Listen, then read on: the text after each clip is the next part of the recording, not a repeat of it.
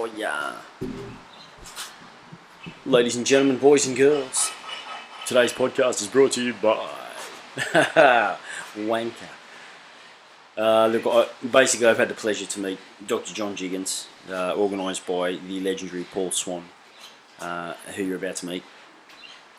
John is just basically going to drop some knowledge bombs on the history of cannabis and its explosion in this country.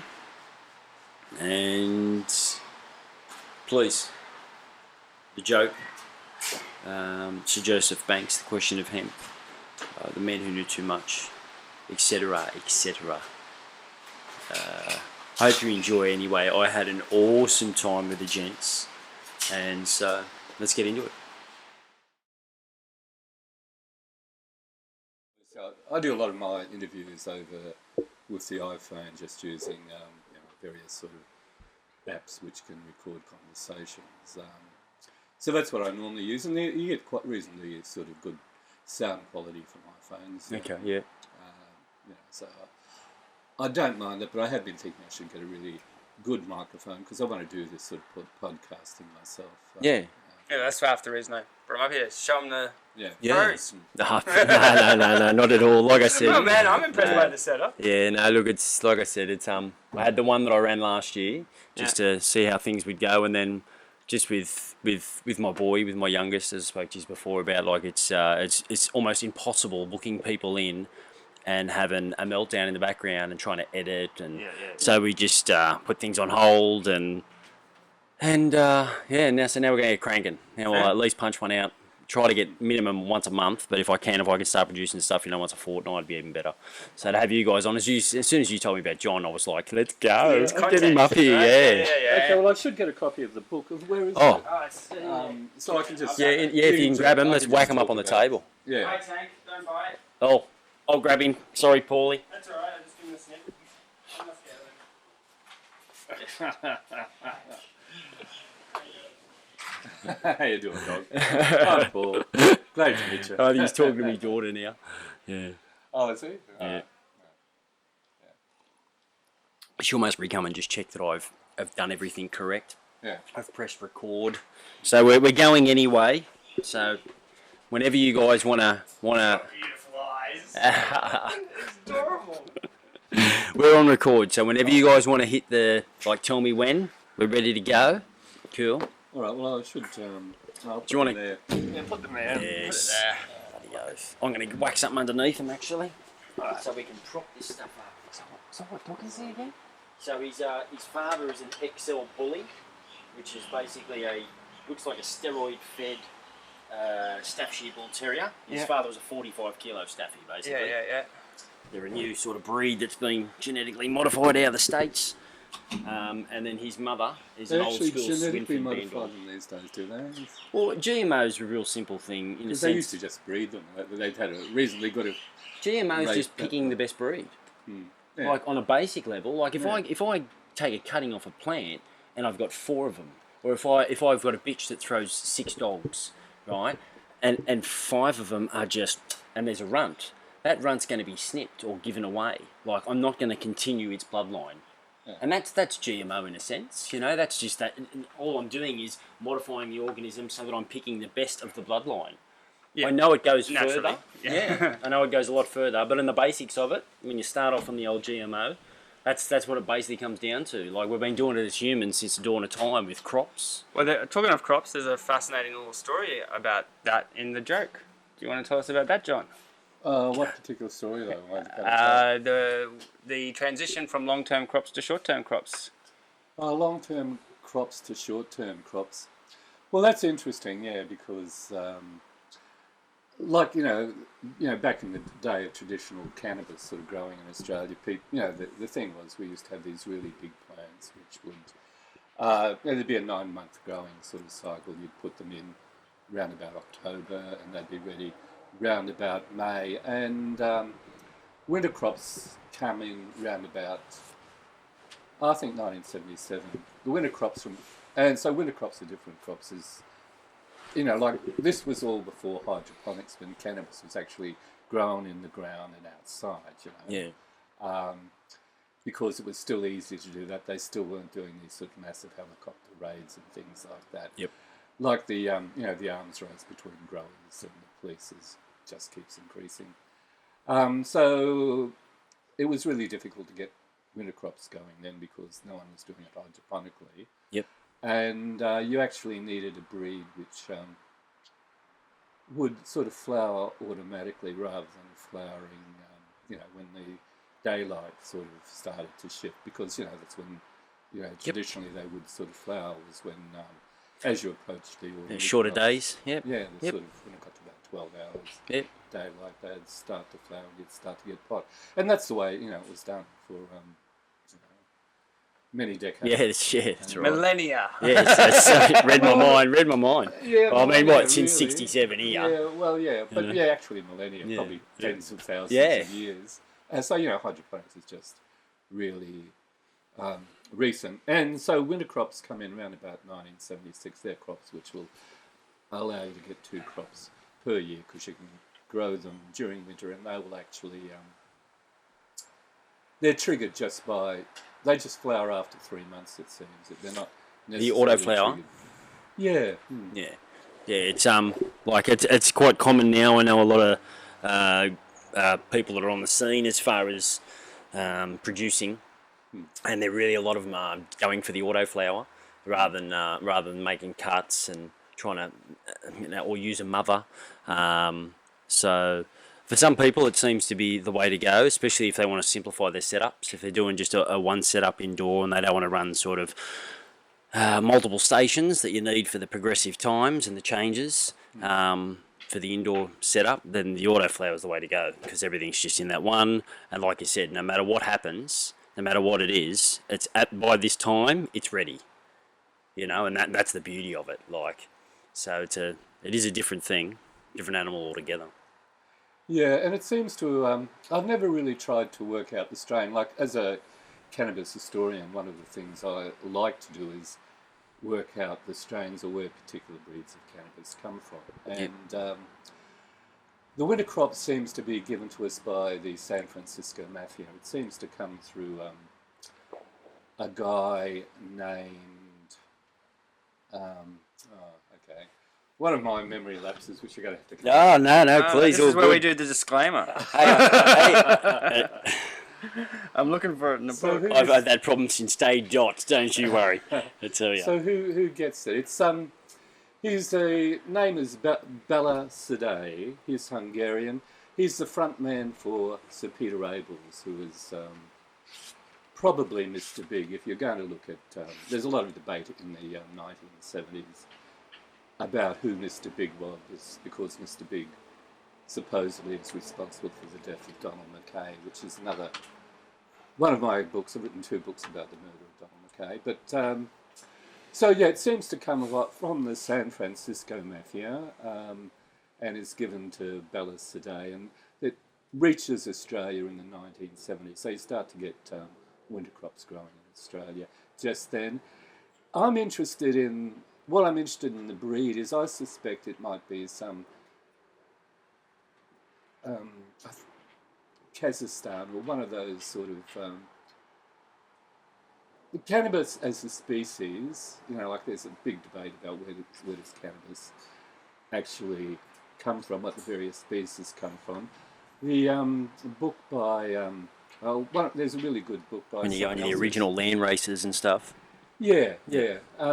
Because it all changes, we've had, the Ice Age sort of disappears about 12,000, 13,000 years ago. There's vast areas of the sort of Eurasia have been under ice sheets, and suddenly there's these vast grasslands appearing, particularly north of the Black Sea. So there's a theory that's put out by someone whose name I also can't remember at the moment, that there's a book called Cannabis Ecology. You know the book? I think you lent it to me, but I can't remember the title or the author. Yeah. Anyway, it's really probably the best book on cannabis genetics so far. The guy is really, got really good academic credentials. So he and it's generally regarded that there are 2 different species of cannabis. There's drug cannabis, which is generally referred to as cannabis indica, and there's hemp, which is generally referred to as cannabis sativa. The US has tried to make them, argues that they're all one species, and the US government and the law enforcement bureaucracies want them all to be one species, and you can do that. It's just how you classify things. You can classify drug cannabis as a sub-branch of hemp, and they do. And the basic sort of argument that's put forward is that drug cannabis originates from more or less the Tibetan-Chinese border, and then sort of moves north around the Himalayas. I sort of hold the theory that it actually comes from the Pakistan-Afghanistan. There's The Afghanis, yeah. There's that mountainside, the mountains there. There's all these, you've got the Himalayas, you've got the Hindu Kush, and you've got the Western mountains there, because that's where sort of India sort of, barrels into Asia and causes all those things. And that's where I think drug cannabis comes from. And round about 1970, there's a guy called Richard Evans Schultz who writes a really great paper on the species question in cannabis. It's called Cannabis, a case of taxonomic neglect. Taxonomy is when you sort of assign plants to different species and different families, etc. Okay. And he sort of argues the two species sort of argument, or the multi-species argument, that there's a drug cannabis and a hemp cannabis. Yeah, well, to my understanding, there's three. There's the ruderalis as well. Yeah, well, that's the theory he goes with, because that's all comes from the Russians. One of the problems, they've had with investigating the genealogy, so to speak, of cannabis, is that the homelands of cannabis were gradually taken over by the Russian Empire in the 18th century as it sort of moves north and takes over the area of the Black Sea around, Ukraine, the north of the Black Sea, pushing Turkey back to the south, because Turkey had, controlled it before then. And the Ukraine, what's sometimes called the Pontic Steppes, is where things like horses and cannabis seem to originate, and that seems to be a really significant step in the development of empires. But anyway, but that's going a bit off it. So basically, Richard Evans Schultz, who is writing this thing, has got this species of cannabis he's got from Afghanistan, and I think that's the origin of the ones that the mafia give to us. But I've never been able to prove them. But it looks that way because, like in the high mountains, you haven't got much of a sort of breeding time. So that sort of mechanism of flowering straight away, or having a sort of fixed flowering period, does seem to be the sort of thing you develop in sort of that shorter window of opportunity. Yeah, and you've got to make sure that you can get the most out of that short window. Yeah. So that's the one I think it is. And it's called. It's regarded as being the wild breed from which drug cannabis originates. So, and that's anyway. So that's my thing. Yeah, no, mate. That's one of my interests in is in sort of identifying various strains of species. Yeah, no, look, I'm gonna, John, you're just gonna keep talking. I'm just gonna get my boss out there to make sure that everything's still going smoothly. I'm pretty sure it is. Yeah, I wasn't too sure. I just I better get someone to check So on what it. should I keep talking about? You keep talking as you're talking right now. That's something you're loving it, because I've got a few things I'll interject with right now. Actually, as soon as we get back, I'm just gonna sort this paper. I'll ask you a question, John. Okay, yeah. Why'd you get involved in drug law reform? Well, because I was a drug user. Mm-hmm. Yeah. I was always interested in drugs when I was young. I think people are interested in drugs. I was interested in psychology and philosophy. And a great way to study psychology is to get... To explore the depths of the mind? Yeah, explore the depths of the mind. And LSD was really big in those days. And LSD... it's very hard to get these days, actually. Is it? Mm-hmm. Yeah, no, it was really common back then. And LSD really makes you think about, how the brain works. Yeah. Bolted on. Okay. Bloody teenage. So, all right. That's what Yep. mate. As soon as I I do hadn't- this, I'll know. I don't think I've ever asked you that question before. Yeah, no. Well, sort of acid was really big back in 1966 when 1968 when I first went to uni. So, Yeah. Explored the mines. Right. And what I'm have at the you? right time, acid. Yeah. Timing. Well, yeah. What was the acid like in the 60s, John? Well, we had bigger doses. It was 250 micrograms. I Yeah. think they're now changed it down to 100 micrograms. Yeah. They'd come Generally a on, lot less. Yeah. they'd come on sort of little tabs, and supposedly the really breed everyone wanted was Californian sunshine, and people would tell you, "Oh, this is Californian sunshine," and there is that sort of track between the west coast of the US and the east coast of Australia. Surfers. Yeah. The surfing culture and stuff like that. So there were big contacts between Australia and California. And we had a solid supply throughout the 60s of LSD, eh? Oh yeah, no, and everyone was interested in it too. It was on the front page of Time magazines and the sort of big magazines, and had Timothy Leary really sort of sprouting it. Oh, you're also missing. Was it Keith Windshuttle? Who was the right wing reactionary who published the formula for acid in the Sydney University mag? Oh, that could have been Keith Windshuttle, yeah. Yeah. Well, I think it was him. He's actually written an article saying that he actually think it was given to him by the CIA. I've been meaning to, because I was annoyed that you haven't included that in one of your books, because I actually think it's a very interesting story. Well, I don't know Saving the it story. for part 2, mate. Oh, Yeah, well, no, I don't know, I'll so find I the can't article tell you. for you. I'll have to. I hope it I'll was have to Keith become Windshuttle. besties with If Keith it's not Keith Windshuttle. Windshuttle, don't blame me, because this is on record. I did forget to mention. I'm so sorry. I did. Like the whole reason this all come about too was because of this man. I haven't given you props, bro. Straight up. When I walked in that day, you were my first point of contact. You and Frank. Yeah. Both of you guys were the ones that like straight away, hey, what's going on? And then the other Frank, like I had Frank Jordan, Frank Beatty, but you straight up were like, and then took me back, got me registered, like you sponsored me, you set it up, dude. It was all you. You're a great seriously. candidate. I was happy to have you involved. And I wouldn't have done it if it wasn't for you. Simple. If I didn't have you give me the spiel, to lay it out for me the way it was, and then it wouldn't have happened.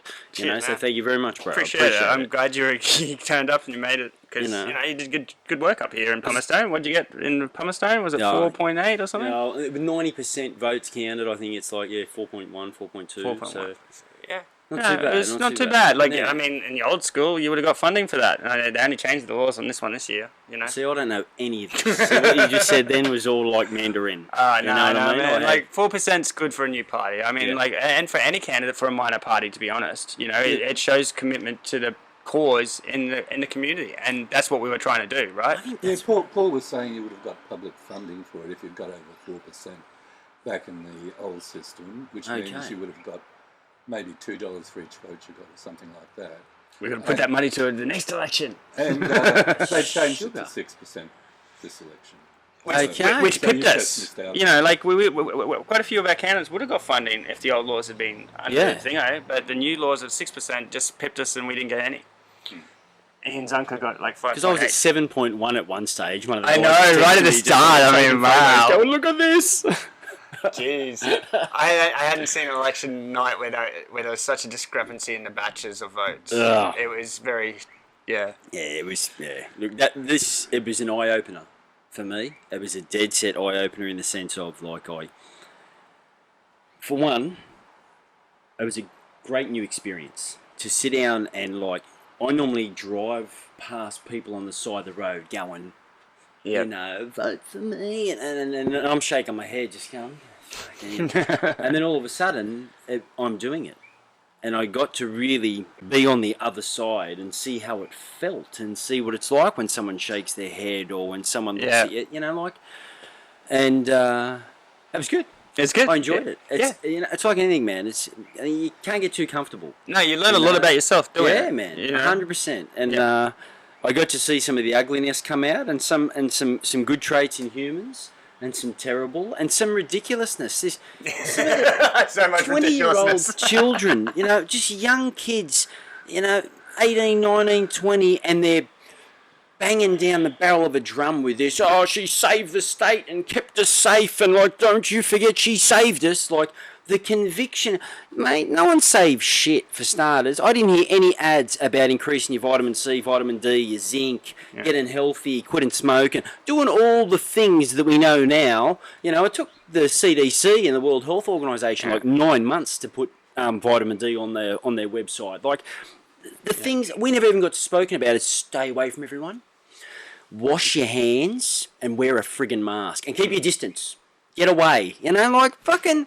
Don't worry about telling people to think about their health. Think about the things you're putting in your body. You know, be a bit more mindful with your health and your heart instead of being 160 kilos and walking around going, "Where's your fucking mask?" while there's stuff in their face. Like, fuck me dead. You know, who's in more danger now? You know, it gave these whinging wankers a right to then wave the finger at people because they don't want to take their own lack of care for themselves. They don't want to take that into account. You know, so this now gives them an excuse to just carry on like pork chops. And that's what I found, that's what pissed me off the most. Yeah. It's people who got no idea about health and their own body, what their meat suit has. And their meat suit is disgusting. But that doesn't matter. I wear my mask and I wash my hands. Fucking please, you wanker. Pardon me, John, I get a bit animated, mate. Yeah. You know. So what else did you take from the election? What else did you take from the election? How the division, like, it's got nothing to do with the colour of your skin. It's got nothing to do with it. It's your team, my team. Like, we can be black, white, purple, red. Just doesn't matter. Your team, my team. Party loyalty is pretty, You know? And I think too often people are trying to, like, bang heads to change an idea instead of maybe, like when I spoke to you about what I'd like to do with my approach. I hope I don't get in trouble off everyone in the party, but I'm going to sort of leak it. I want to really sort of present the idea of telling people that, hey, pick me second. Don't pick me first. 1, I'm not a politician. 2, I'm a moron. And 3, like, if enough morons get picked in numbers, then the big major parties that really win, they'll see, hey, enough people really want this. So how about I want to get my back in power again, so I better get this moron on my side, or at least what this moron believes in. And we're a one-trick pony as far as a party goes. I agree with your strategy. Just don't call yourself a moron because you're actually standing up for what needs to happen that the politicians aren't game to. You're not a fucking moron. You're the only one calling it out as it is. Yeah. You know, like, that's fucking smart. It's just... I just mean as far as, like, there's some very educated, intelligent people. There's well-researched people. Yeah. And then there's me, who I couldn't read and write when I left school, but I've had this gift of the gab my whole life as a defence mechanism for how dumb I was and I couldn't read, or getting picked on because I was white, or like I was minority in my area. So my mouth was a defence mechanism, you know. You got your life experience also. I'm not. But I'm just saying there are people that should be in these positions. These are people that are gonna govern us. No. And there shouldn't be people like me. There should be people who are well researched and highly educated and willing to have a level of humility that they can turn around and say, okay, look, I need to speak to a professional in this field to get this done. Instead, we're getting wankers in suits who have got no life experience, no experience in what they're telling us to do, and they're making the rules for it. And but they're very good at media marketing. It's bullshit. They're playing the game, and the games are wrought. At the moment, I'm just, I feel like this is a perfect example. Like, the fact that this has to become a political party, what a joke. Yeah. I mean, it's an issue that should be dealt with in every political party. Not just having a political party to force the other parties to talk about 100%. it, you know? Yep. So it's a question of how you control the agenda, and the agenda is really controlled through the media in Australia. Well, the Murdoch press are the worst examples of it. And even though the ABC is often really good, like on things like foreign policy and on things which is sort of government policy, they don't, you know, they aren't good. They will be very unquestioning. I'm involved with the Julian Assange campaign at the moment, and I notice how poorly Julian gets treated. And you know, Julian is the greatest journalist of the 21st century. I could, argue this point No, please, me. no, there you But, go. like I think you just have to accept it. Though Yep. no other journalist has had the effect he's had. He's had so much effect. The US are trying to kill him. Yeah, This is one person who a huge empire is really determined to destroy because they are threatened by his power. 100%. Because it is sort of honest journalism and it challenges the narrative. So it's controlling the narrative is what many things are about. And that's Yep. why you don't get many people talking about cannabis. And Yep. like there was in 2013, 2014. I think the medical cannabis movement did really well, and that was one time when you were getting all this mainstream media giving positive stories about cannabis, and that's more or less folded since they've set up their system for controlled legalisation or more or less privatisation of cannabis. But generally speaking, they don't give cannabis; they just give cannabis the worst PR. They sort of painted. Originally, it was supposed to be a killer drug, It was reefer madness. It was reefer madness, and they actually got the whole world. There was one particular person. I guess that's sort of what the joke's about. The joke is to some extent, which is that book there, which you can't see because the TV's gone dead. It's still recording. TV's still recording. Still records. You just can't see it. I can knock that if you want to see a pretty face, John, if you want. No, that's cool. No, just the mouse, maybe move that. That way you get to strike a pose and see yourself. But, so that's what happens with, cannabis. Like, they invent this narrative for it. They give it this new name, marijuana. It used to be called Indian hemp. And that has got to do with that split between the two species of cannabis. There was a drug cannabis, which was coming from India, and there was just European hemp, which was a fibre crop. It's about them controlling the narrative, and it's one of the problems is how do we get control of the narrative from them, because the mainstream media is so dominant. Well, that's hence the whole sort of setup of medical marijuana. It's the only way that they've tried to sort of allow it to be introduced into the narrative of the media, because it's all medical. Like, if you look at the most respected current researcher in the world as far as cannabis goes, his name's Professor Didi Miri. He's from Israel, and he can identify and by their name the most compounds currently in the world from the cannabis plant. And he has basically they're the MIT of Israel.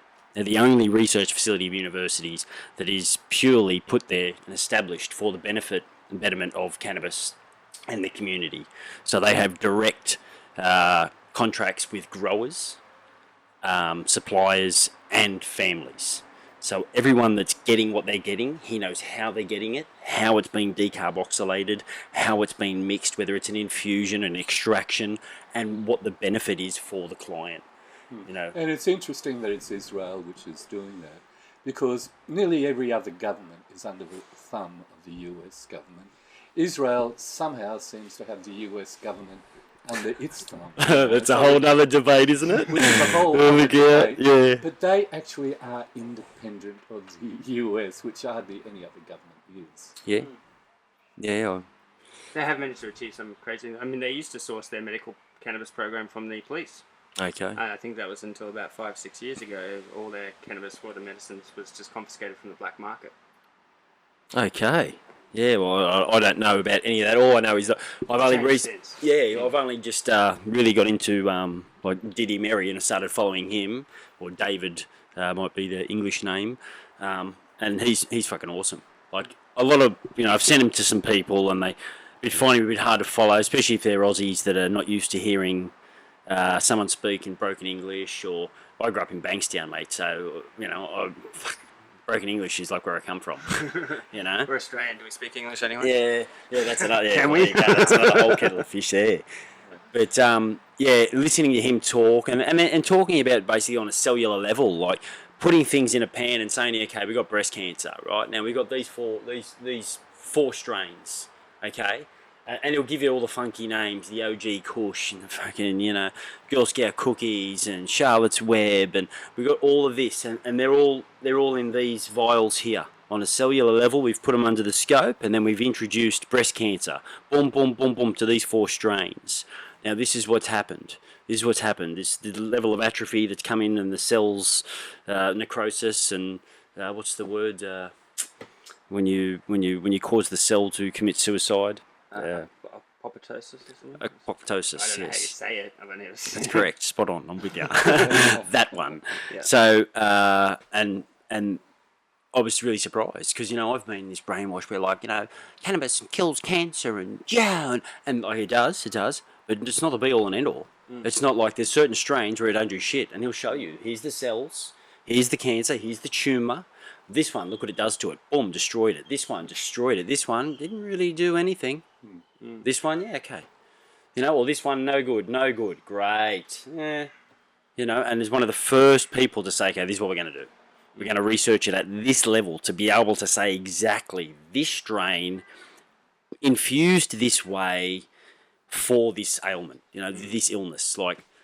And that's what we need. And it's disgusting that it's 2021 and I can go and have a wine with my dinner and someone will tell me what's the best wine to have with my steak or my pasta but no one can tell me how to save my life when it comes to throwing a seed in the ground in my garden. What a joke.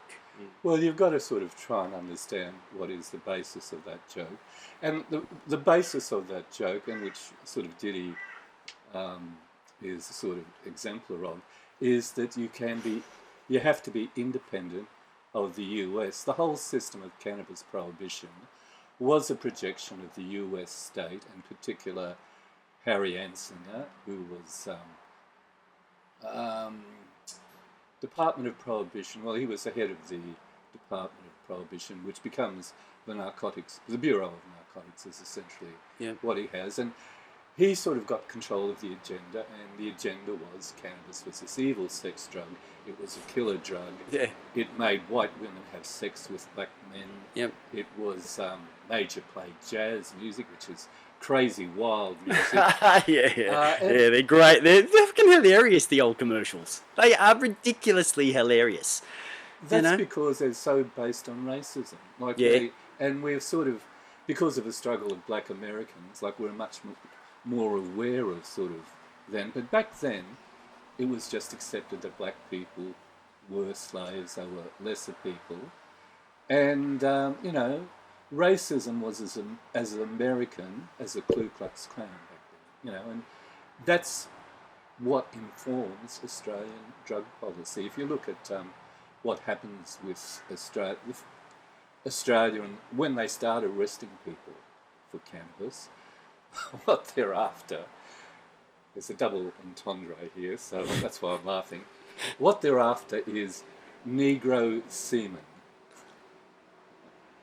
which is semen, people on ships, sailors, Let's go with that word, who come over to Australia and are bringing sort of marijuana, as they are calling it, to Australia. So the first people arrested are Negro seamen. And there's that double entendre there, which is why I'm sort of laughing. But that's really what they're trying to present. It's called, I think, miscegenation.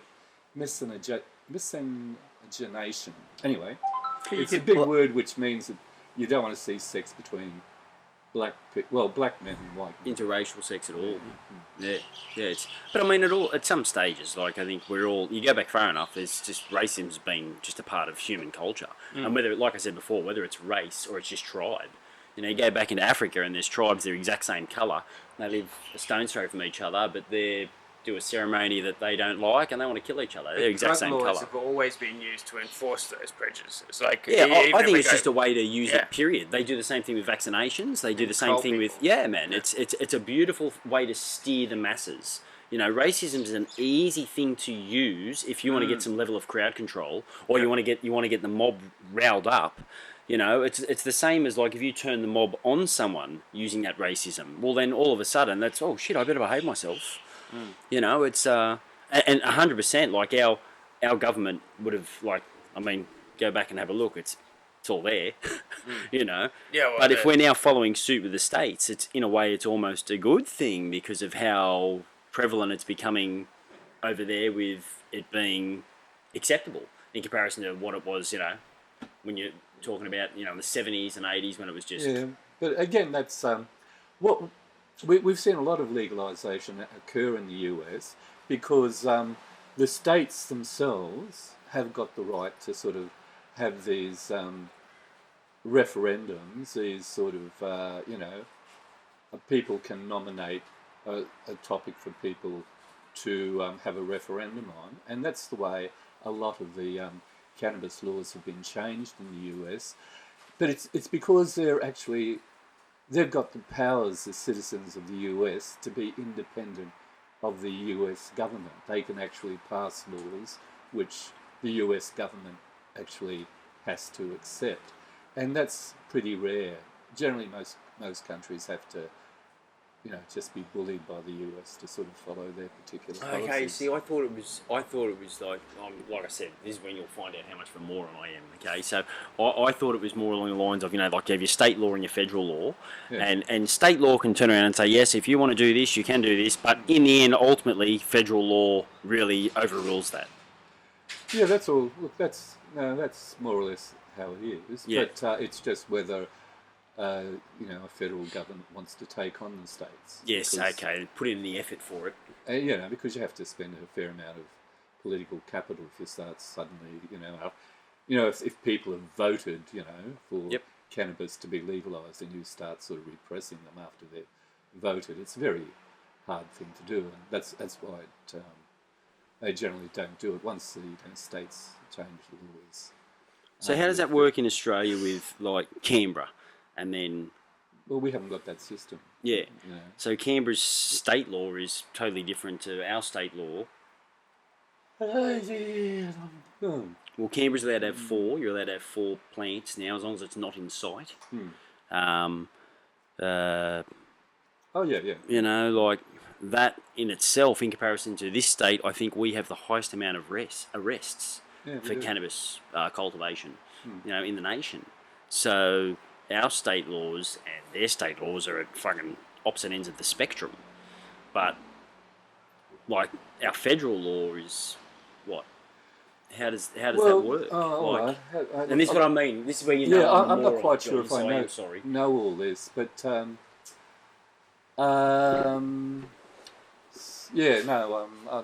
forgotten what I was going to say about that. But yeah, it is different that Canberra has legalised cannabis. That's a really big step. The Australian government, the way the drug laws develop, right, is that originally Australia is 6 colonies, or a number of colonies. They federate in 1901. Up until then, there are still drugs around, and there's still laws being made about drugs. So it's the states which are making the drug laws. When federation occurs in 1901, and so they've now got a Commonwealth government as well as state governments. They start dividing up the powers. Okay. So the states keep control of drugs through the in Queensland's case, it's the Health Act of 1937.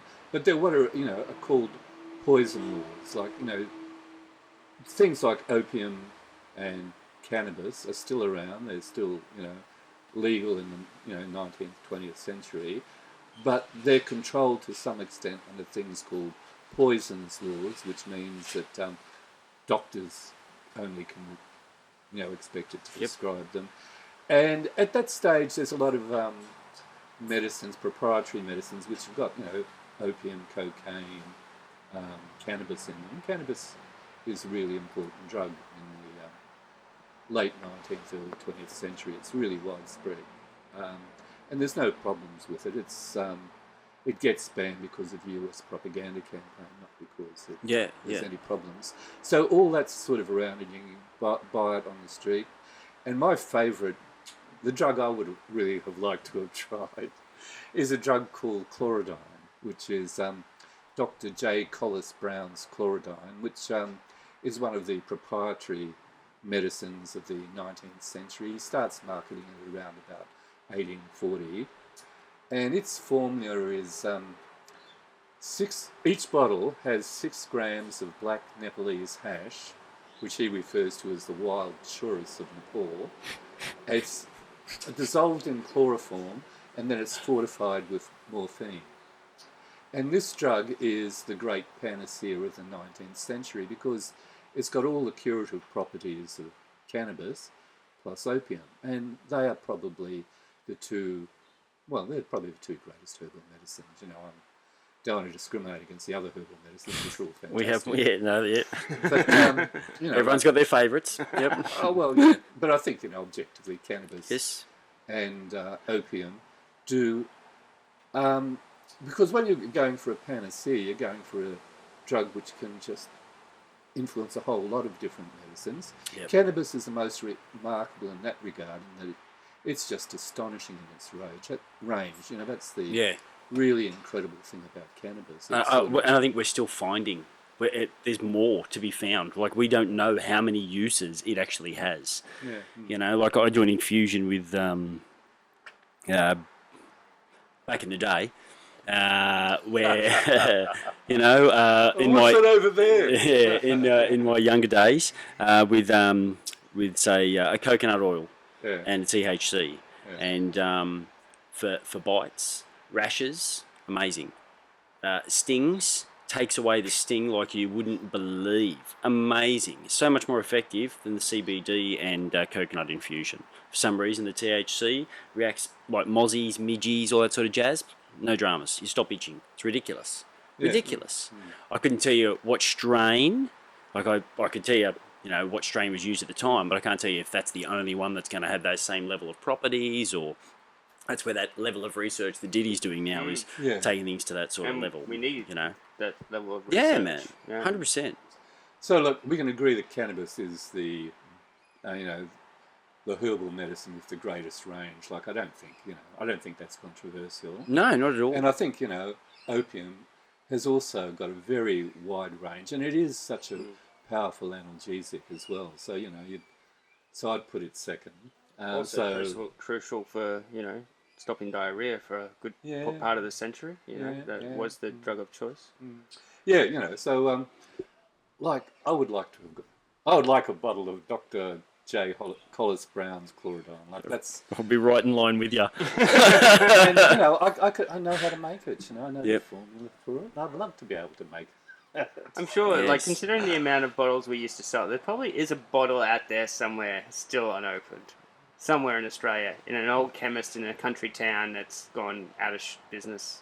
I reckon you could find one somewhere. I think it disappears with the passing of the Single Convention on Narcotics Drugs. In terms of history, like the Single Convention on Narcotics Drugs, 1961 is the way it's often referred to, is what Harry Anslinger had been aiming for 25 years from, you know, when he starts his Reefer Madness campaign. Yep. And what he's trying to do is get cannabis covered to the same extent that opium and heroin was covered by the opium conventions. Like, the opium conventions are worldwide. They're probably, I think they are the first worldwide drug laws. And so that's what he's trying to get with cannabis, and that's what the Single Convention does, and that's what he achieves in 1961.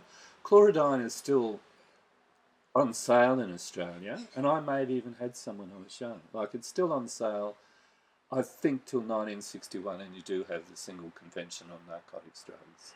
I think that's why it disappears.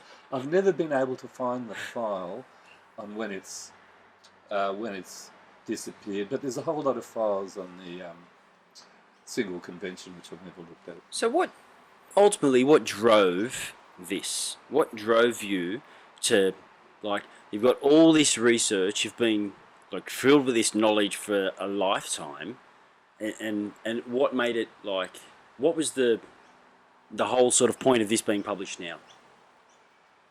Well, I keep updating it. Like, I've done other versions of it. And, well, I think part of the reason now is I'm getting really old and I'd like to finish it. Yep. And I still haven't quite got there. That's the thing which really annoys me. What does finishing it involve, John? Well, I didn't... You see, if you look at what, you know, how the joke, and the joke is that the police run the drug trade, and that worldwide the CIA, or not the CIA, some other US intelligence agency, because the CIA doesn't want to run the drug trade, because everyone says the CIA, runs the drug trade, so it wants to have what's called plausible deniability. So it gets shuffled off to some other US intelligence agency, because they've got, scores of intelligence agencies behind the CIA. So what you've got is the US running drug prohibition, and they do run drug prohibition. It's only countries, as I said, like Israel, which can be independent of US power, which can start to pursue sensible drugs policy. So it's only, sort of lost my train there. Where was I going? Oh no, you're just talking about basically how the Yanks are running the show, as far as like the drug prohibition and they're running it in this really. How do you finish?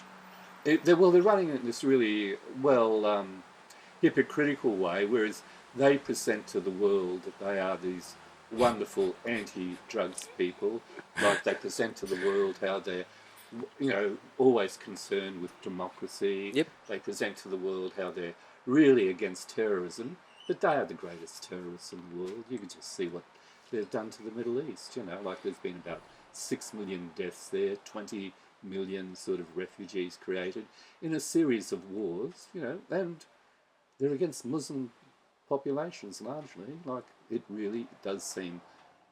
You can understand why the Muslims regard it as a crusade, because it's been Iraq, it's been Iran, it's been Yemen, Libya, Palestine, etc. Like, they've just terrorised those countries. yeah, I don't. Afghanistan I left out. Yeah. The war in Fallujah. Yeah. Yeah. So the US has really powerful soft power, which comes through, I guess, Hollywood, of convincing the world that this is wonderful, like nice people. And then over on the East Coast, you've got the. I don't think, but to be honest, John, like I don't know if I could say it's to that extent. Like I do agree to some extent, but I don't think it's like. I think it's a bit of virtue signaling. Like they're making, hey, look at us, we're doing the right thing. Now a lot of the time they are, but they've always got something to gain. They've always got something, whether it's oil, whether it's a mineral of some sort, whether it's political control in the sector. There's always sort of an undercurrent. But at the same time, I don't believe that it's just, that's the only narrative. Like, I'd like to contradict you there. Yeah, no, go for it, mate. Yeah. US policy is full spectrum dominance. Yeah. By full spectrum dominance, I mean full spectrum in outer space, they mean in cyberspace, they mean on the sea, land, air. And you need control of the drug trade. If you're going to run the world, then the drug trade is just fantastic to control, because it gives you all these things. It gives you all these prostitutes, gives you all these drug addicts, it gives you the capability to blackmail people. It'll get you people who will just knock other people. If you want a job done on someone, you get this great criminal class, etc. And any sensible world power which is trying for full spectrum dominance has to control the drug trade, because it's just so important. You don't just think it's a period of time that we're experiencing where like other countries and other superpowers have done the exact same thing? Like when England colonised fucking half of the world, or Spain, or, like the French, or the Dutch, or England like, has the same full spectrum dominance. Yeah, well, and China, and now England look at China, the like, drug trade. The main source of wealth for the English, what's called the Second English British Empire, which is the empire in the Pacific, which is Australia, India, etc., is the drug trade, the opium trade with China. They force opium on China, and they fight 2 wars, all in the name of free trade in opium, to force the Chinese to allow them just to, send huge quantities of opium into China. Opium reaches China around about the 14th century. Opium comes from Western Europe. Well, Western Eurasia. It comes from Turkey and places like that seem to be the homeland of opium. And it takes a while to reach China. Everyone thinks that because of well, if people know anything about drugs policy, will know that China had this huge problem of opium addiction in the 19th century. But that's only because the British are pushing it and they're waging wars against the Chinese and stopping them from, regulating opium. They want to regulate opium. Okay. But because I know they had that influence to a degree in India. Right, I don't know.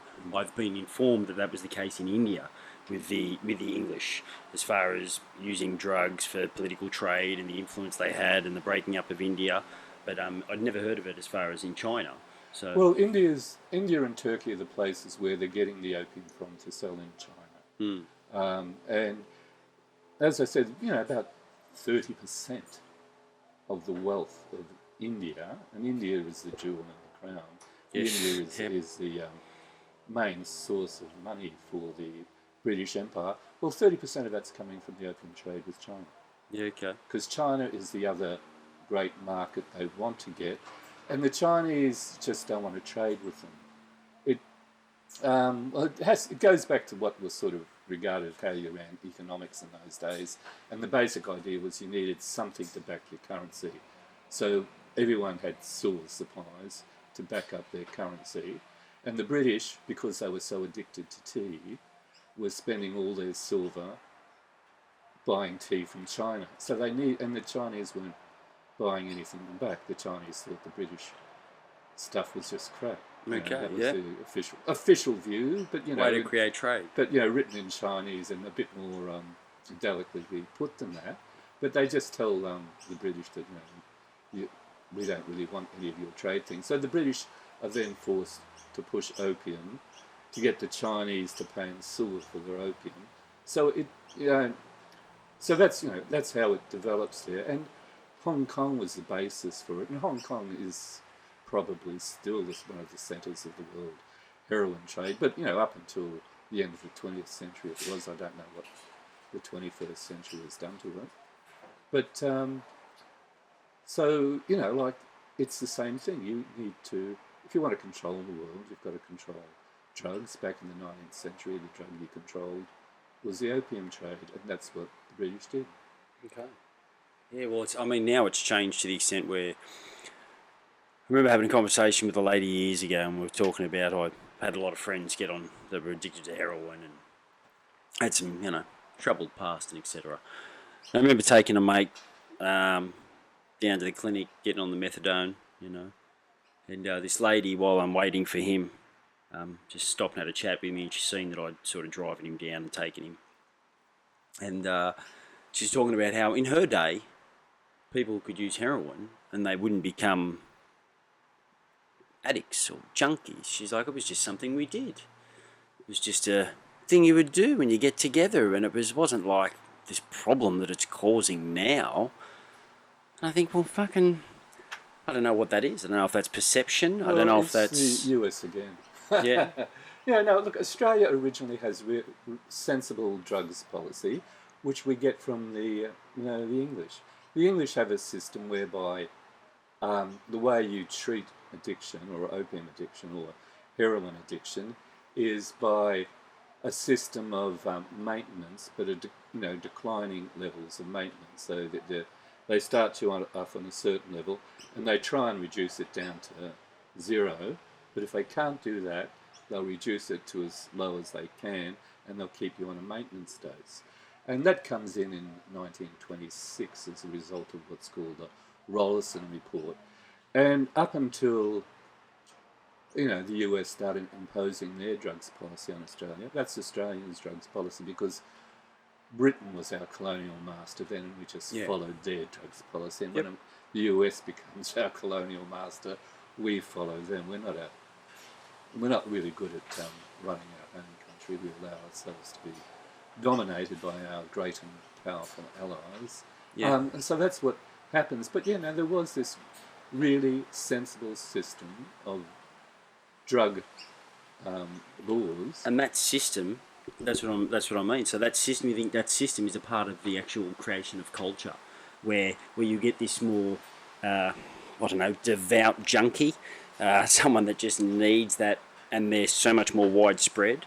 Because the level of addiction, from what I'm hearing from people older than me, like my brother's generation at 60 and plus, they're talking to me about how we did all these things and it wasn't the same as what you're seeing now.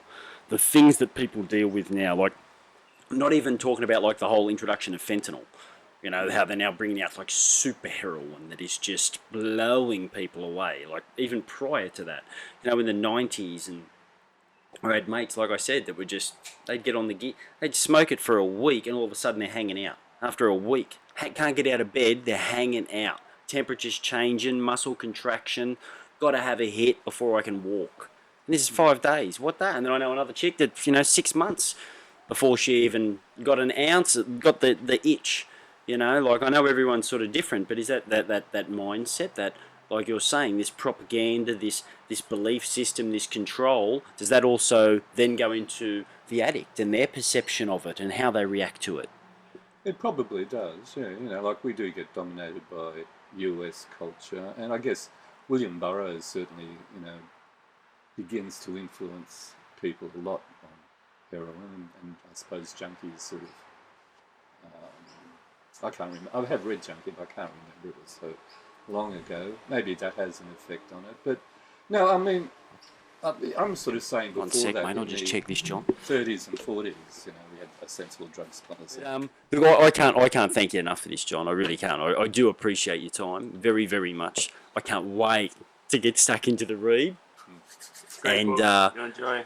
yeah, and then like, you know, later on down the track, if you're feeling up to it, please, like I'd love to have you back. Maybe Paul can actually jump in and have a chat with us next time instead of just sitting there looking pretty. Yeah, No, I'm talking good.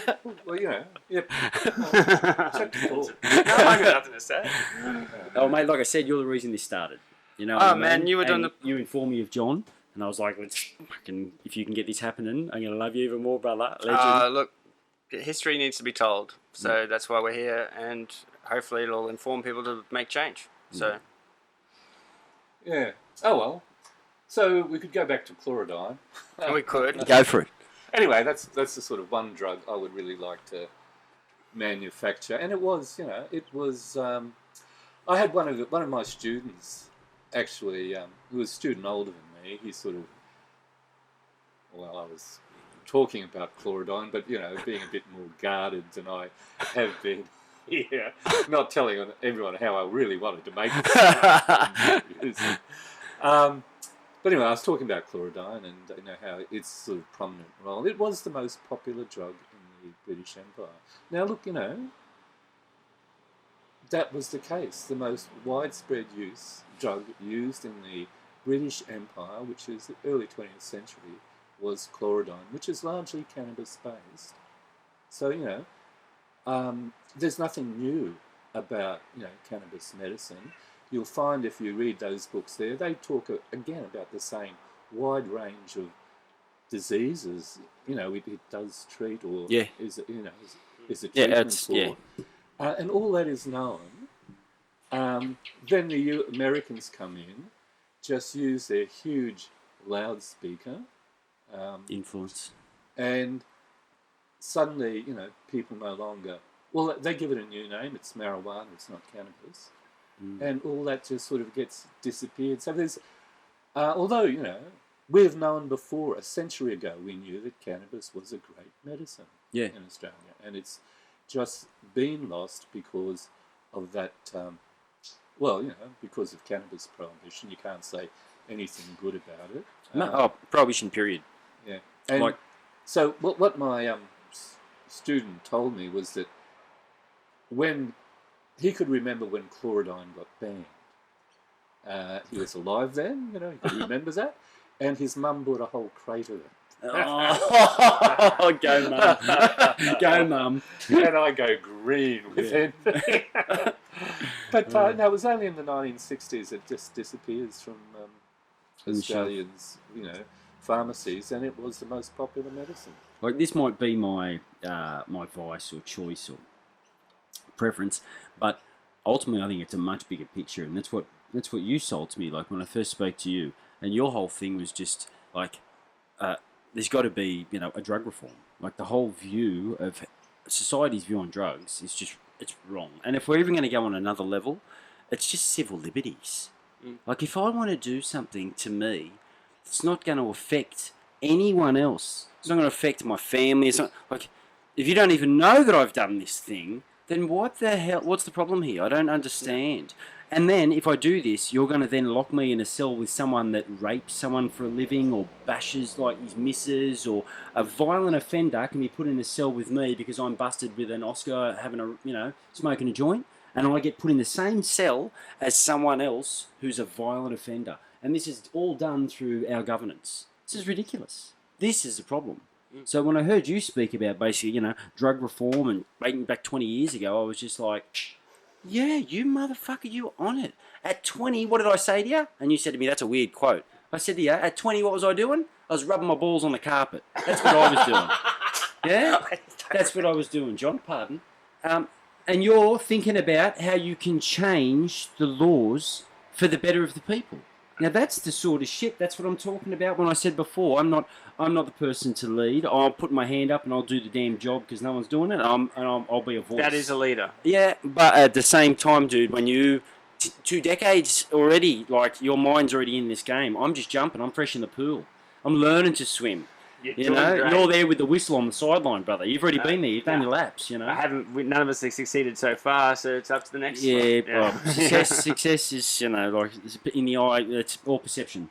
Like as far as success goes, we'll be successful even if none of our names are even heard of. But this comes to fruition. Exactly. That's success. Yes. That is change. True success. So, what do you consider your job finished, John? Well, because I'm trying to explain the joke, which, as I said, is that, basically the people who pretend to be against the drug trade are the ones who actually control it, and it's just unbelievable hypocrisy. I've got to explain that, and I do try and, do a model for police corruption, but I leave out a particular form of corruption which is called noble cause corruption. Noble cause corruption is, what makes it possible for the one side of the US to sort of enforce the drug laws and say how terrible drugs are, and this other sort of group of them to run the drug laws. And noble cause corruption is when you're doing something for a noble cause, and the noble cause in their case is extending the US empire and undermining the sort of states that they don't agree with. And as a consequence of that, how it works in Australia is the first really big heroin pushing gang in Australia, this group called the,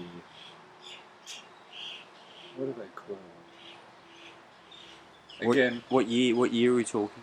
1966. Oh, okay, yeah, no, way after my time. I can tell you it wasn't the 90s. Anyway, I'll think of their name in a few minutes' time. They're run by this special branch detective called John Wesley Egan, who has since changed his name, but he was called John Wesley Egan then. Special branch was the political police that every state had. Queensland abolished its special branch, I think, in the 1980s because that was such a powerful weapon for Bjelke Peterson. Bjelke Peterson used to use them against his enemies. They were abolished in Sydney in 1997 when it's found out they're protecting this paedophile judge on the Supreme Court. So they've actually got their paedophile they're protecting on the Supreme Court. And that comes out in the Woods Royal Commission. They get abolished then.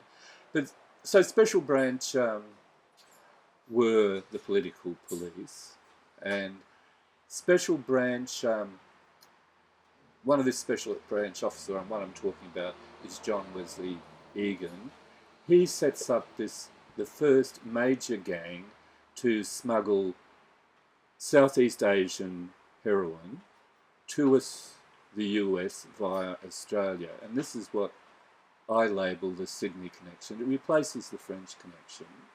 That instead of when the US moves in during the Vietnam War and it takes over the French drug armies, the reason the reason something like heroin is useful for the CIA or any intelligence agency, I'm not just saying, I'm saying the Americans have got, full spectrum dominance of the drug trade, but any, of the powers would love to have that. Like it's what I said was that that's a sensible strategy. Oh, they're just ahead of the game at the moment as far as that goes, So the French had control of it in the 1950s and 1960s through the French connection. They were growing it in the Golden Triangle, what was then called French Indochina. But there's a battle for national liberation sort of happening there. The French lose and get kicked out, and the Americans come in, take over the French role, and they take over the French, heroin smuggling racket, because that maintains these various heroin armies to protect something like, an illegal trade like the opium trade or the heroin trade. You need to have an army which will give you control of the area in which you're doing it. So you get drug armies. The same thing happened in the 1980s with the Contras in Central America. Like the Americans then had another sort of drug army which was running cocaine and heroin, but cocaine's more the dominant drug there. So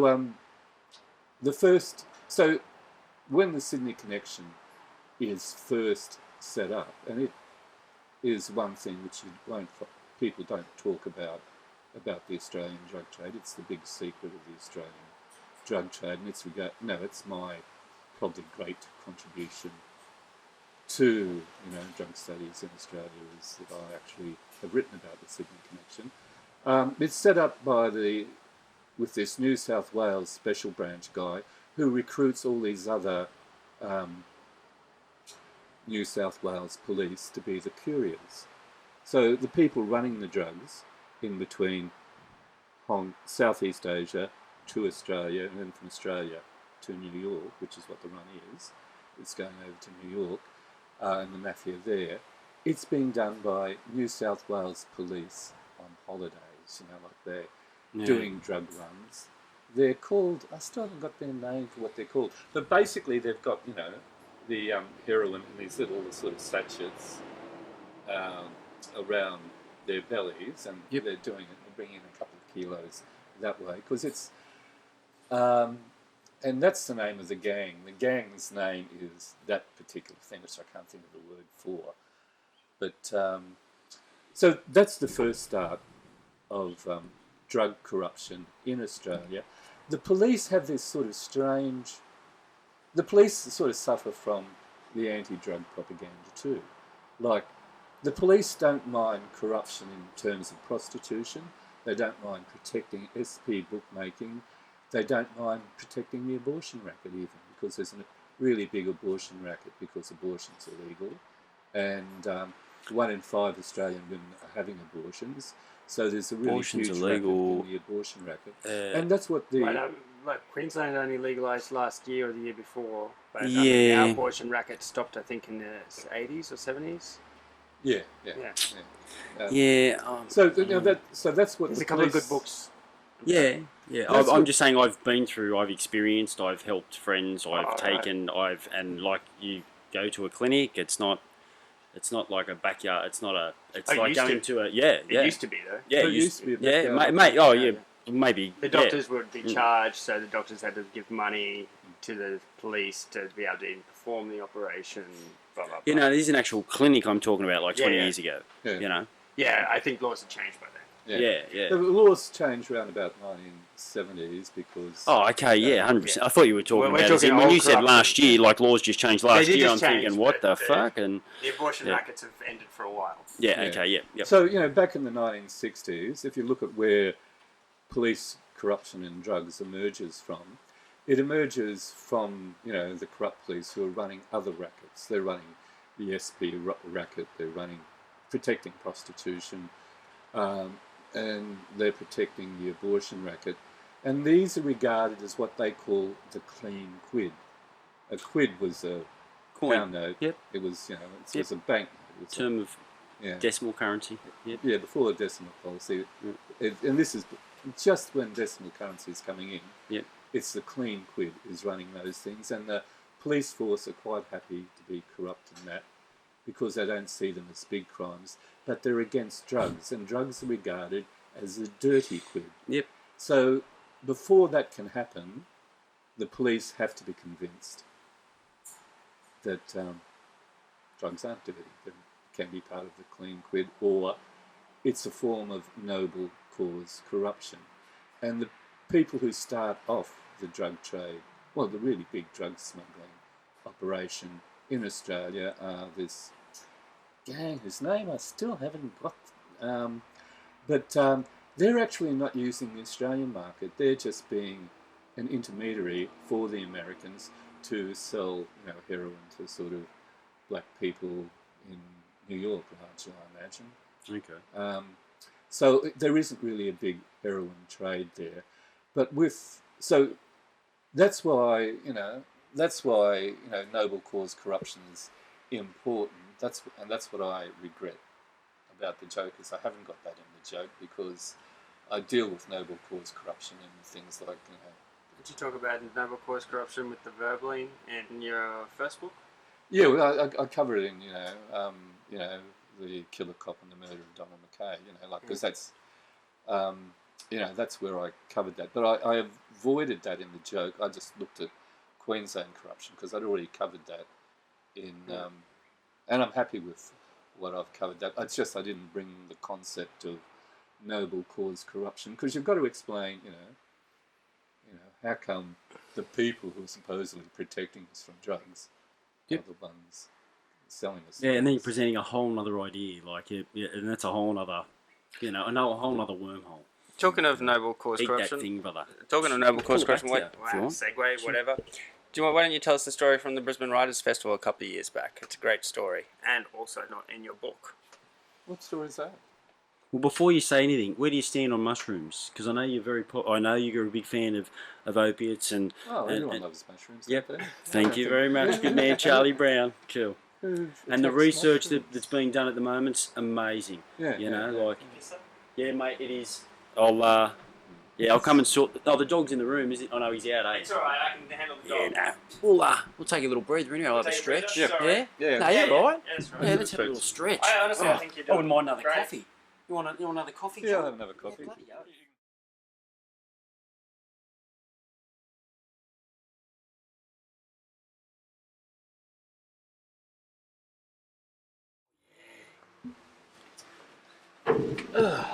Yeah, I was going to get a big bloody argile, shisha. Yeah. Sit on the table, get the pipes hanging out of it. Oh, what do we got? I don't know. It's tobacco, guys. So what do you recommend I read first? I'd love to steer towards the joke. All right, let's do it towards the joke. Yeah? Yeah. Okay, cool. They're both great reads. I should tell you that I remembered the name of the gang. Yes? They're called the Corset Gang. They're the Corset sort of Gang. first gang to pioneer the Southeast Asia to US via Australia. And they happen again. The Nugent Handbank's the second sort of reiteration of this particular group. And this is all based, starting with the Yanks. Yeah.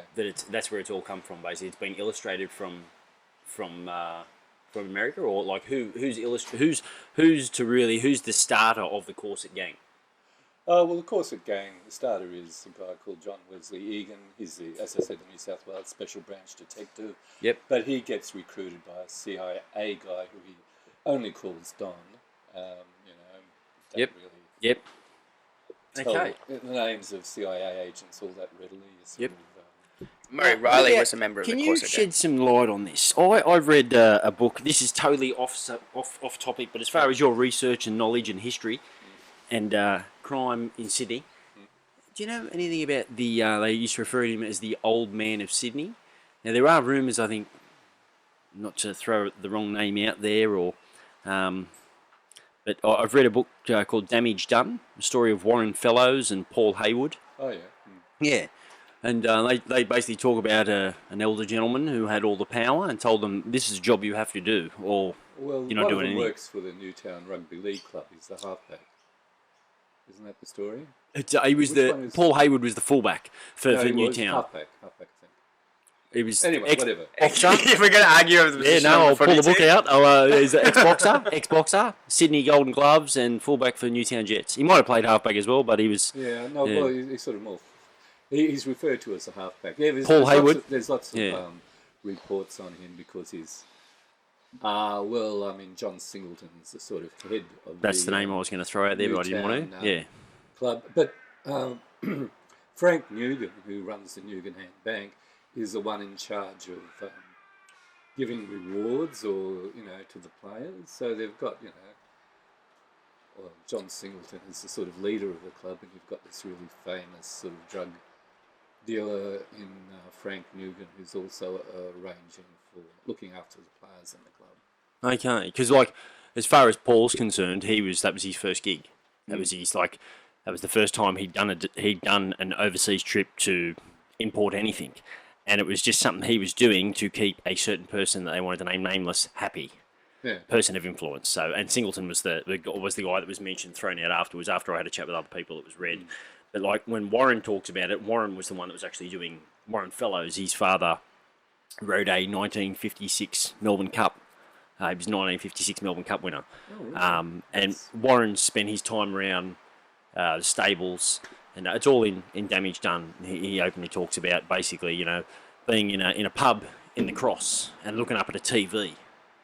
And sitting down, and some gent sits next to him and talks about how much the value of hash is when they talk about a bus that's on TV or something happened. He's just like, what? And this guy goes, mate, I can get that for like $100 a pound in India, and we can make a mozza over here. And he's just gone, what? And that's how it started. Yeah. And then through Warren doing X amount of trips, and then this last trip come up, and he's like, got to do it, need a second guy, and Paul was thrown in the mix. Paul started having a bad feeling about it, didn't want to do it. Then they were basically told, the old man, the old guy of Sydney, they refer to him as, come into the hotel room and said, you're both fucking doing this job. Whether you want to do it or not, this job's getting done. And they got done. They're in their hotel, they're about to exit out, coppers come in, after they've got all the shit, coppers come in, raid them, bang. And then it's their story of, life in the worst prisons ever. Cultivating cockroaches to survive, just dealing with shit that we have no concept of under our prison system. Yeah. Dealing with sweatbox prison systems where you've got 30 prisoners or 12 prisoners put in a room that's bigger than this friggin' table, just so that if you're going to extend your legs, I've got to pull mine back. And we're going to share. You get 2 or 3 hours of extension on your legs, and I'll cross mine or sit in a couch position, and then we'll swap. You know what I mean? There's shit that we never have to deal with our privileged prison system in comparison. So, when I heard that, and as soon as straight away, John Singleton, he's straight into it. The chair. Yeah, so that's all I really wanted to know, because I know that had been thrown around as well. I'd heard his name, but I, being the ignoramus that I am, have no sort of knowledge in that. Whereas as soon as I heard you talking, I was like, okay, you're gonna have some knowledge in this. So yeah, well, it's one of the things you have to keep quiet about. Yeah. And there it isn't discussed much, even in. I've read a lot of the Royal Commission reports. So I was doing a PhD. That's how I come to write these books. I'm doing my PhD on the history of cannabis prohibition in Australia. So, we should have opened with that. yeah, I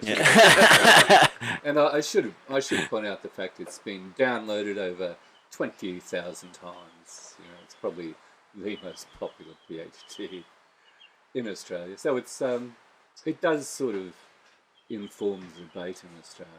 Yep. So it's not as if it's sort of. Most PhDs don't get read. Yep. Well, you've had 20,000 views, so that's So I've had 20,000 views, so that's really good. Yeah, bloody oath. It's I wouldn't mind 20,000 Including views or something. 1,000 in 1 week or something in 2013. Yeah, it's really weird. That 1,000 in one as a month, I think. That's Well, that was but it was amazing. that'd also Well, maybe it was a coincide week. with the whole sort of the push in media, the change in media, and that's what you were talking about in 2013, 14. Well, we tried to work that out. We actually did a performance of around that time. It was the first raid We did a reenactment of the first raid. Yeah, in we did Brisbane. the 50th anniversary of the first big police raid in Brisbane. And- Hurston. Yeah. Yeah. Holy shit! Yeah, I don't know where the footage of that is. I really think it wouldn't be too bad to put that onto the web sometime. Yeah, It yeah. was not a bad script. The video footage of it was probably pretty bad, but It's an interesting thing, seeing how they operate under a raid. The Oh, times yeah. that it gets done. So, like, when that I raid was very interesting. when I was young, The that first being raid, raided. yeah, because it was a fake raid. The police, it was set up by the police. Okay. Yeah, yeah, it's the first Brisbane. Yeah, the first. Yeah, well, you oh, want to this, tell oh, the story? this is the first one. Yeah, the Oh, yeah. marijuana weirdos. Marijuana widow. Yeah, it's got this great headline. Great which is, headline. marijuana seized and swooped by police on weirdos. Yeah. Ah, And We're weirdos, we are. weirdos is just what gays were sort of what we'd call Yeah. gays now. Yeah, Weirdos is just the sort of code for Queer or queer. Yeah. But it was all set up to try and get it was a publicity attempt basically. They were trying to entrap a known TV host who was meant to be at the party with cannabis, and the person whose apartment it was held in came home in the middle of the party, saw what was happening, burst into tears, and ran out. The police had set it up in her apartment without even her knowing. It was and then court cases and the guy who actually brought the drugs gets away out scot free. Yeah, well, he's probably working for Glenn Patrick Hallahan. There's like in terms of police corruption in Queensland, the Rat Pack, the dominant trio, are Tony Murphy, Glenn Patrick Hallahan, and Terry Lewis. Lewis becomes police commissioner under Bjelke Peterson, and Tony Murphy gets to be in charge of northern Queensland. He gets to be assistant commissioner for North Queensland, which is where most of the pot's being grown. So Okay. So like they're well and truly established in the drug trade. In fact, the joke's got quite a lot about that. That's largely what the joke's about. The joke's more about And have you experienced any corruption in Queensland rather than. Whereas, look, I didn't say this before. I want to say this now. The gang I wanted to name You said it. was the Corset Gang. Yes, yeah, you did. When we jump back on, you made sure you let us know straight off good, the bat. good, Yeah, yeah. no, 100%. Okay, No, you already right. brought us back to it, John. Yeah, good. Yeah, Yeah. because like there is Queensland and New South Wales police are a sort of like they work together in terms of corruption. Like Paul, can you do me a favour? That's all right. Give me 1 sec. I've got it, gents. Before we get interrupted by the big fella. Oh, big fella. You opened the door, didn't you? Was it me? That's all.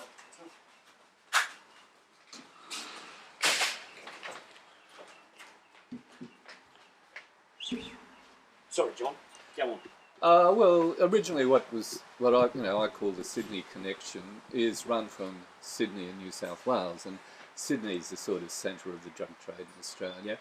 Round about 1977, a guy called Donald Mackay is murdered in Griffith, and because he's an important political figure, and because he's sort of being on about marijuana growing in Griffith, there's a series of royal commissions which investigate his murder, and it's all part of a cover-up. The New South Wales police managed to cover up everything, but it means that the drug trade in Australia, or the cannabis trade in Australia, gets shifted from Griffith to Atherton, North Queensland, and so it moves from being controlled by the corrupt Sydney police to being controlled by the corrupt Queensland police. But they've always, ever since the 1950s or 1960s, the corrupt police in Queensland and New South Wales have been working together.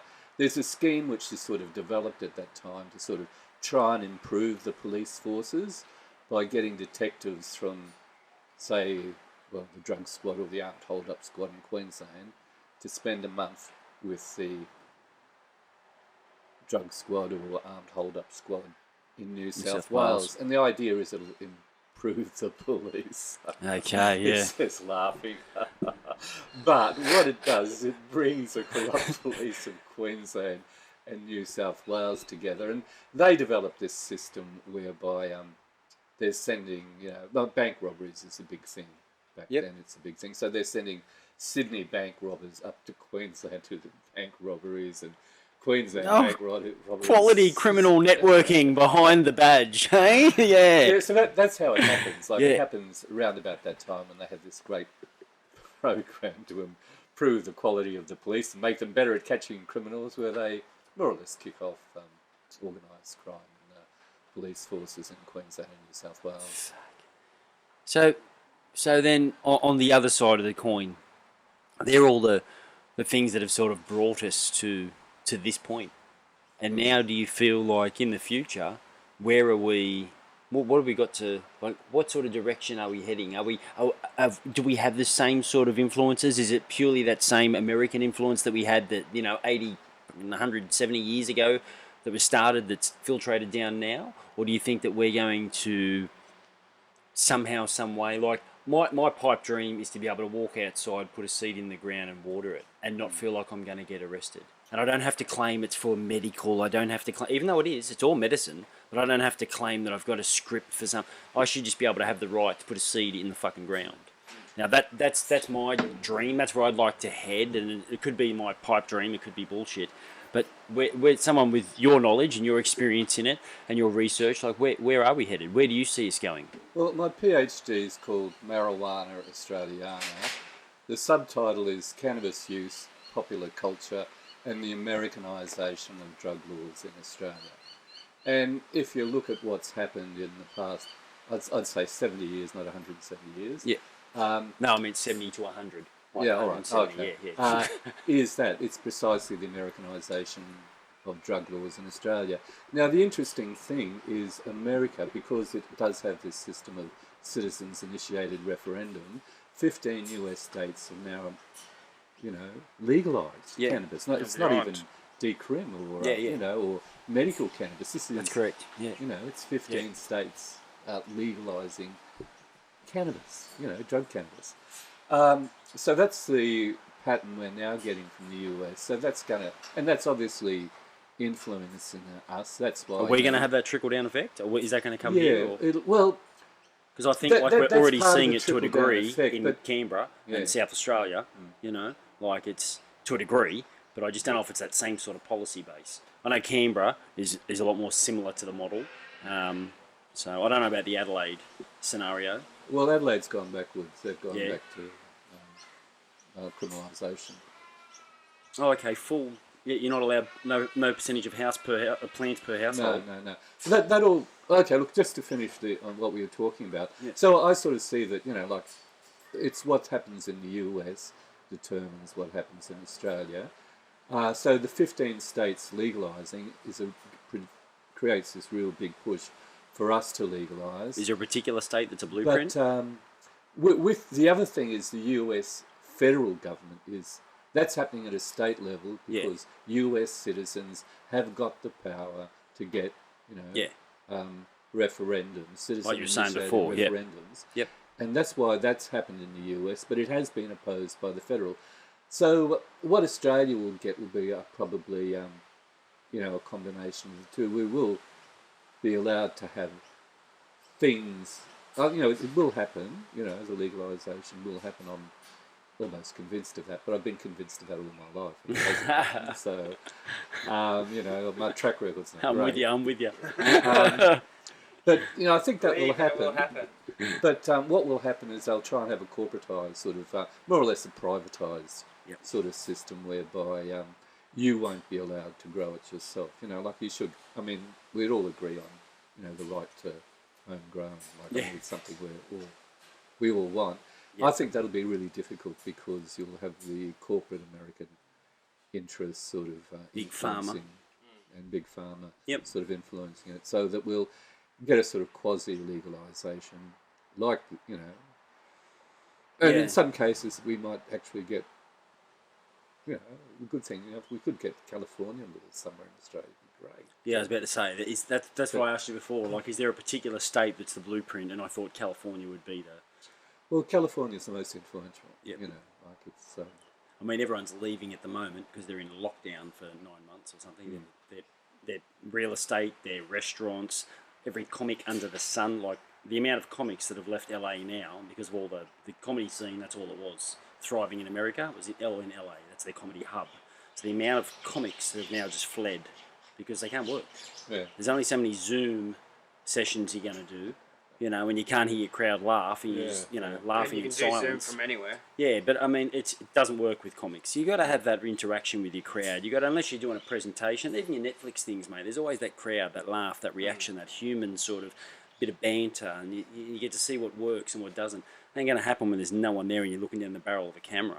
Right? And they're all seen that now. They've all just the ones that tried to do it, they've died in the arse, and they're all gone to Texas. They're all like the amount of like Rogan's gone over there now. He's opening a whole new. Him and Dave Chappelle together have opened up they're basically opening up a Comedy Central in Texas, and the amount of comics that are now flooding over there why because Texas? Texas is because it's sadly, Texas won't do lockdowns. Oh, won't do lockdown. it's open. Yeah, because I was going to say it's got really bad sort of COVID. Oh well, everywhere in the US has got bad COVID. You know. So I they're suppose- nowhere near as bad as like New York or LA or like the mortality rate is nothing in comparison to them. Right. And like their restaurants are open. Like New York's just been forced to open restaurants in what's called outdoor eating, but you're not going to go out and eat when it's snowing. You're going to sit outside a restaurant while it's fucking it's freezing. Like no one's doing it. It's just not happening. It's a non-event. The last restaurateurs I've seen come on and do a podcast, they were talking about how they've gone broke. Most restaurants are running like on bare nothing, you know, 1/3 of what they should for their profit, and they're living almost week to week. And then this happens, see you later. They can't handle it. They can't do shit, like, you know. And then when you've got all these industries that are now dying off, LA's lost so much it's unfunny. Like they're Hollywood, the actors, the movie scene, it's ridiculous. The fight game, everything. It's all mass exodus. And it's they've got to make some changes. At the moment, the what's his name? The mayor of I was just listening to a podcast about him the other night. He's got to make some real tough decisions because you're losing too many people, and they've got a rising homeless population. Like it's ridiculous, 90,000, something just obscene. Yeah, like some of the pictures, it's pretty crazy there. So when you've got industry leaving in multiple ways, and then the homeless is rising, like it's only going to last for so long. The well's only so deep. I think LA's got they're in some real problems, man. This COVID that's a whole nother kettle of fish. Oh yeah, a whole new podcast. I mean, yeah, I can't wait. That's something I'll sit down and have a good talk to my brother about, and get his medical view on things. And then I think the medical view is like perception. Like you were saying before, so many countries are ruled by medical views depending upon their ties. And if they've got ties to the Yanks or Big Pharma or things like that, there's only so much they can do medically. There's only so much they're allowed to investigate or check or work with. Yeah. And therein lies a frigging problem. Like if you're not allowed to research it, how are we going to know its properties? How are we going to see what the benefit is for society? Yeah. Well, the Israelis are doing that sort of work, so I guess they'll get in the position of just being market leaders, and that'll be great for them. And it'll be good for the rest of us too, because they're actually doing, they're doing what everyone else should be doing. Well, and Diddy's passing it on. He's traveling around the world. He's doing talks. He's trying to give this access to information to everyone. And that's the beauty of it. Like it's something you can't deny when you see someone that's like a herbologist and a biologist, and like he's got background in so many fields. And he said, "Look, I was never the best in medicine, and I was never the best with plants, and I was never." But maybe that's what made this work, where you got to do all these things and put them together. The medical side of this plant. And like seeing someone like him and seeing how positive he is, and this guy's not a chuffer, not a smoker, that's not his background. He was like, I never thought they'd work with cannabis, so they're the type of people you want at the forefront. Now I look at Victorian government. Have you seen what they've done? What they've got installed now for the next 4 years with the psilocybus cubensis? No, actually, I'm interested. I know dementia, Alzheimer's dementia. I think it's post-traumatic stress, PTSD. They know now that mushrooms are beneficial. Yeah. And in Vegas, it's being done. It's being done out of John Hopkins. All the fighters from the UFC that are retiring, and when they're getting scans done and they're showing they've got damage, that's where they get sent, because they're realising the properties, the neuroplasticity, regrowing nerve endings, like all these sort of things that are, creating new pathways in the brain. Basically, that's that we never knew about, and through microdosing, through all these sort of subtle ways that we used to think, oh no, well that does nothing, you don't really feel anything. Well, no, we know now. There's enough anecdotal evidence. We've got thousands of people writing in, and you've got guys like Poland and a few other guys that are just key researchers as far as the mushroom industry goes. So I was really surprised when I found out the Victorian government has done this thing where they've turned around and gone, okay, well we've go inside with, I think it's a Canadian company. They've got down near the airport. They've got a massive grow up happening with cannabis. So they want to become a supplier for the Asian Pacific sector for this new agreement with Victorian government and this Canadian company. And then they've got this other agreement they've set in place for the next 4 years of clinical trials with dementia and PTSD with mushrooms. I'm just like, what the fuck's all this going on, Mike? Well, what's his name?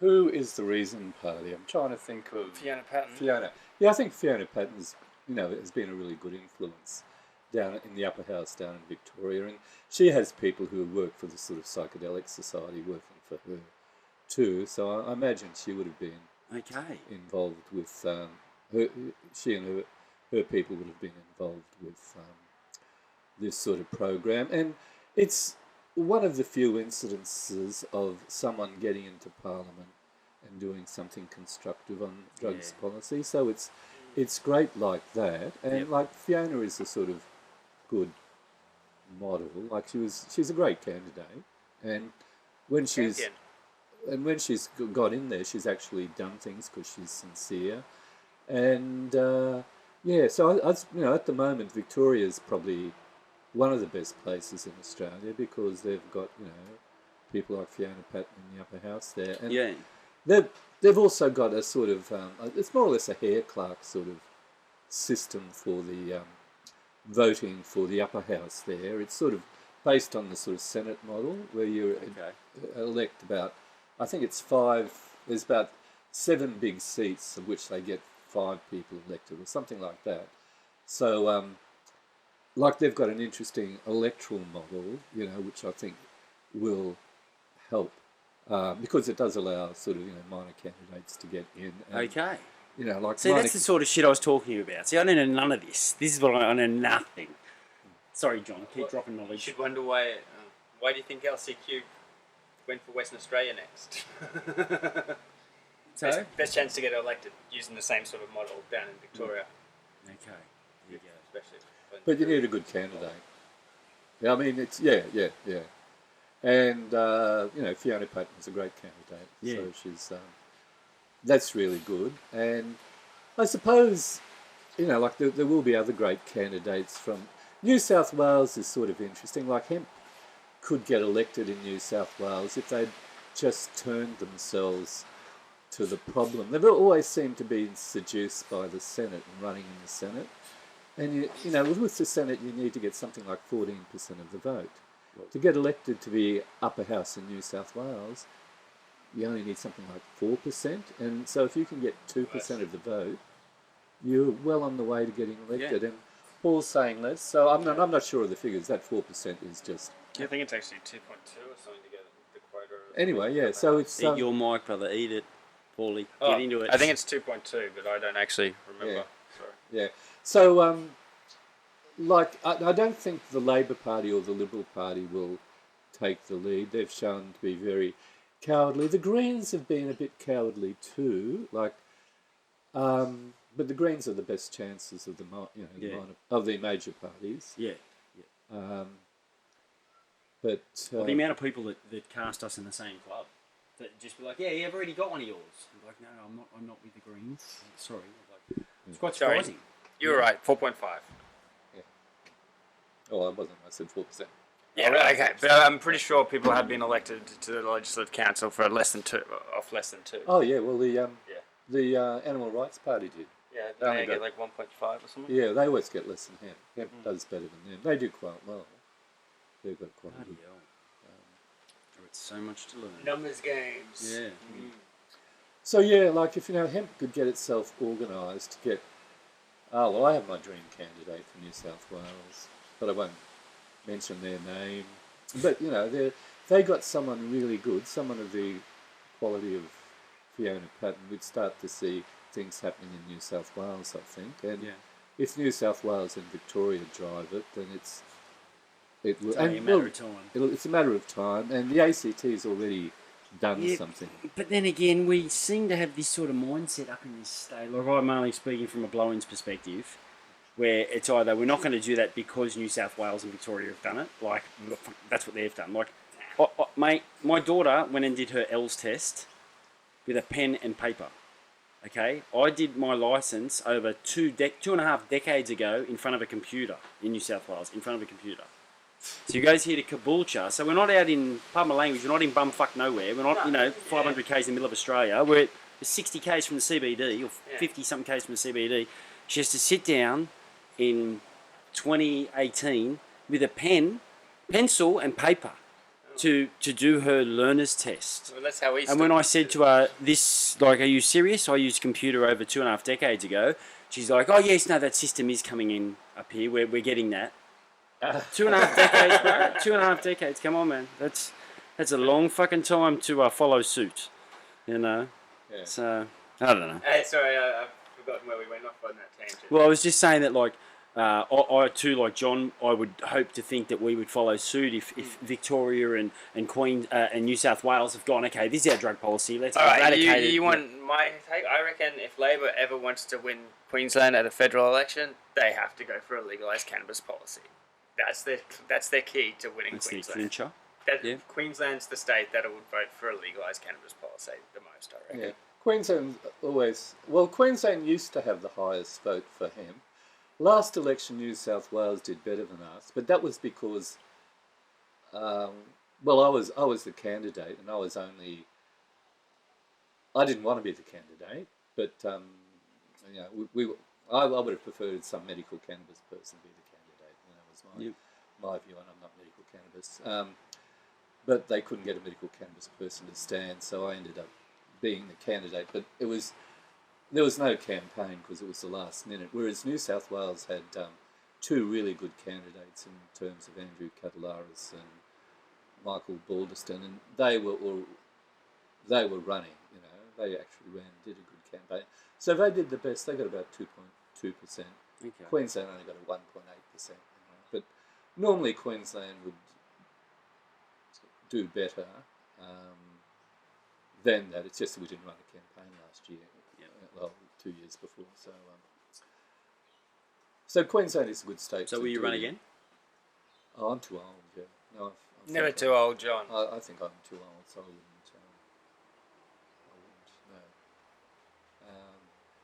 In terms, like you can't be too.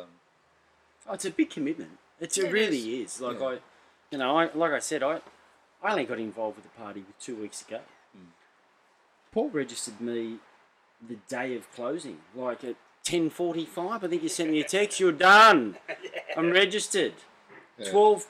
In an hour and 15 minutes, it was the close. That was it. I wasn't able to be registered after that. So then I had 2 weeks until the election. Yeah. And I had one handful of flyers. And then it took, 6 days out from the election before I caught up with another candidate where I was able to get a lot of stuff, get all my core flutes and bagged. And I just went nuts with mailbox drops and everything over those next 6 days. But there's only so much you can do in that small period of time. But like I've always stated, you still got 4%. So imagine if you'd actually done a campaign that you were satisfied with. Yeah, or it started 6 months earlier. Yeah, we could make difference. Yeah, no, 100%. Look, I no doubt, and I got on the candidates page afterwards and said, everyone in my area gets 6 months of peace, minimum 3. I might give them 6. So, but after that, I'm going to start door knocking. I'm going to start talking to people. I'm going to ask them what their opinion is about it, why they consider this a vote, a non-vote. Just let's have a discussion. Do you want to have a discussion about it? Because I didn't get that opportunity. But then at the same time, it's like, well, I feel like I've got to keep it to the fact that it's about this and it's not about me. And therein lies the dilemma. Because if I do well enough, then I'm going to get put in whether I like it or not. And I constantly go back to the fact it's not about me. It's about this. It's about this issue that shouldn't even be an issue. You know, and that's where I'm a bit, naive. Yeah. So, I, like yourself, would have rathered someone with, in your case, like you're much more qualified than I ever was. You understand politics, you understand the House, the Senate. I wouldn't even know what the Senate was. I thought it was a style of car. You know, like I am, Yeah. So it was I was learning on the job rapidly. Yeah. And I, like I said, ultimately we can have Joe Blogs, we can have whoever in, but ultimately it's about what, this idea, this belief, and I don't believe it matters who's involved with our party. The more the merrier. It shouldn't be about anyone steering a ship or a captain or this or the other. It's about how the hell we can get our nation to fucking realise that this should be sorted. This shouldn't be a discussion anymore. Like, let's get onto some real shit. Let's figure out why we've got people beating the fuck out of their missus and then they're allowed back out on the street 6 months later. Let's deal with some real crimes here. Let's deal with some fucking people that are causing hate and endangering humanity instead of someone that's rolling a joint or growing a plant. Like, Christ. To some extent, it's one of the good things about elections is that you're allowed to become part of the political debate. And that's the only reason I think that's the only excuse I think for running for Parliament is that it is one of the few occasions in our society where we can, attempt to sort of take control of the agenda. But to some extent we should be doing that all the time. We should be really having, not just focusing on elections, but having campaigns which can run for 4 years, because there's only going to be elections every 4 years now in Queensland. It used to be every 3 years. Yeah.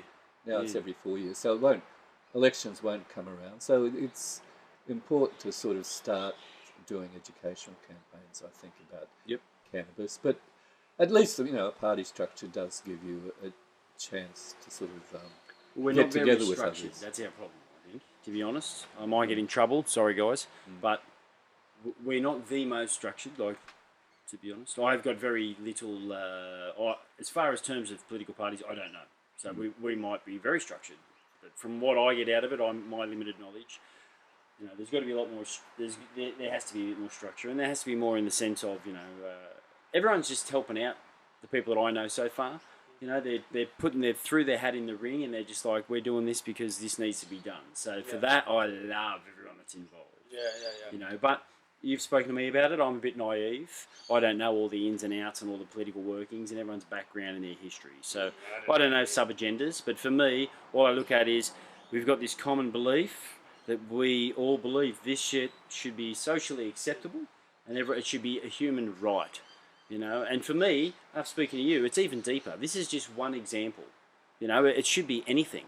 If I want to go and use heroin, which I'm not, but if I want to, I should be allowed to. Especially if I can do it and function. It's not a matter of everyone blames the demons. We want to pass the buck.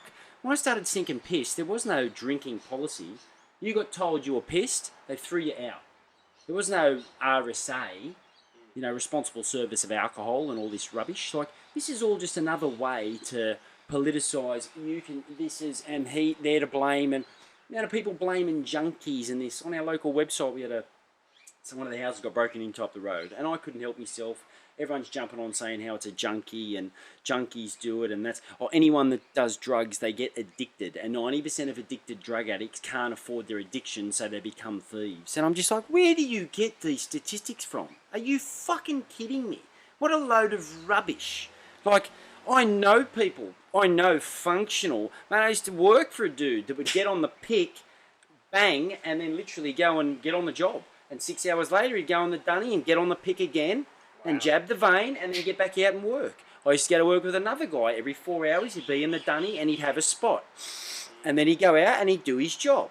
You know, like, don't think that everyone falls into the suit, same as Herb. I know plenty of pot smokers that have smoke, you know, pot, and they can't do shit and they just want to veg, and yeah, okay, they're the stereotype. Then I know a lot of other pot smokers that want to get on the mats and have a roll at jiu-jitsu, or want to get out on the tennis court and slap some fucking yellow fuzz, like, or get on my skater and go for a cruise, or go for a surf, or hang with my dog and do some training. You know, like, to put us in this corner of just, oh, you're a pothead and it's such a load of bullshit, because it's just all people. It's such a broad spectrum, you know, broad spectrum. But as soon as I heard you talk about it, like, and being 20 and having all this mindset of thinking about those sort of things like drug reform Australia. I don't know where you're getting the 20 from. I'm nearly 40. Oh, no, but you said when you first realised, yeah. you know, you joined the Greens, you're what, 19, 20, you told me? Yeah. What the fuck? Told you what I was doing. Oh man, it was. You know. So they tell lies to children. I think that's what got to me. You know, the lies. You know, yeah, and the implications of that. You know, yes. like it's most of these kids. You know, they're just out there exploring life. They're normal, and it's actually normal for them to experiment with drugs, because you look around in our society, the numbers are. You know, like. I don't even know what is how many people under the age of 30 now smoke weed. You know, it's teenagers. It's over 50. They claim around about. Well, sorry, teenagers is over 50% now, isn't it? 10% for the whole population But over 14. Yeah, but it'd be roundabout. Lifetime use. You'd imagine. No, that's recent use. Recent use is in the past year. Yeah. Those figures. But lifetime use is like over 50%, right? If you did it properly, it'd be over 50%. But they play around with the figures. They change the way they ask the question. They use the fear to tell the children to do the wrong. I don't know. It's just the way they deal with it. It's just wrong, you know. And the kids end up more confused and don't get given accurate or good information to make their own decisions. Man, that's the the key. That's the biggest problem. Is like, give them the fucking truth. You know, don't lie to them. Give them the facts, give them information to protect themselves, make them safe. I whacked a thing the other day I think it was on Facebook. I watched a great Vice presentation, and it was all about, like, the new thing now is harm reduction. So when they're talking about drug reform, you bring in the harm reduction, because being this sort of, you know, social justice warrior and virtue signalling, it's all the latest craze. It's about how I can look good. You know, like, don't you do that, wear your fucking mask, and I'm wearing my mask, I'll make myself look... And it's the same sort of thing with the drugs. You know, it's that same sort of mindset. So now we have Portugal has decriminalised everything, and then you got the Philippines, who are just... They do drugs, I shoot him. Like, you know, you've got their leader... Filipino accent. I don't know, it's pretty good. Haven't you seen him? Haven't you seen him talk about, if Obama smokes a joint in my country, what I do to him? Is that what Duterte said? Bro, mate. Oh, he did? Get on YouTube. Check it out. See that. Oh, Watch him talk about anyone that comes to his country. He talked about anyone. I think Obama was the name that he dropped. Obama was the in power at the time. Yeah. Check him out. It's on YouTube. Talks about anyone that comes to his country and does drugs. I shoot them, because they're affecting the children in my country. Yeah. This fucking... Man, I'm teaching a client who's got a house in the Philippines, and he's telling me, I said, so what do you think about your new leader? And killing everyone, you know, what do you... And he goes, it's great. Meanwhile, his nephew's importing it. No, not these guys. So he's there going, it's great, it's Duterte's great. nephew. He's oh yeah, fair enough. Man, corruption runs deep. Right? Yeah, I'm not debating that at all. Back to the joints, the argument. It's like, Yep. oh man, it was only, 6 months ago. I don't know if he got found guilty or not, but geez, it would surprise me. Well, you watch him, mate, his whole campaign it's about death. The death squads. Yeah. You know, and their prison systems at the moment are so overran. I watched that Inside Lockup. There was a presentation done in the last 12 months, 18 months in the Philippines. And, you know, it's supposed to hold 1,200, and they've got something like 5,000. Like, it's just ridiculously overcrowded. And so that's why they just end up popping off, you know. Like, if you're smoking a joint, I can shoot you. Like, what? Are you kidding me?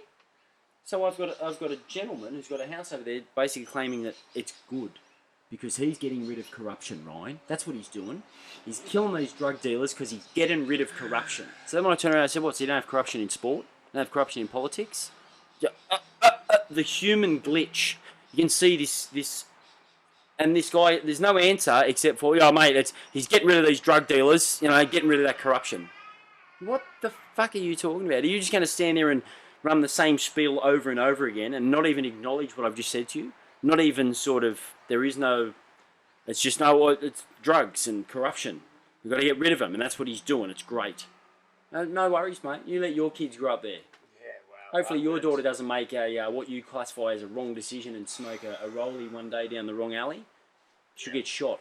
Is that? Oh, also she should have. You know, corruption. Fucking please. No, well, You know? yeah. He's a dictator. He doesn't even. Yeah. Yeah, it's No words.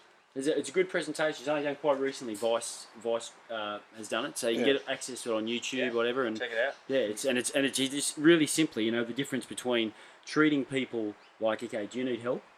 Yeah. Do you need this? Like, you're an adult. Can I help you? In comparison to, don't fucking do this or I'm going to kill you. You know, it's not how you talk to adults. This is not how you... It's not also how you change minds. No. I mean, not the right way anyway, you know, so...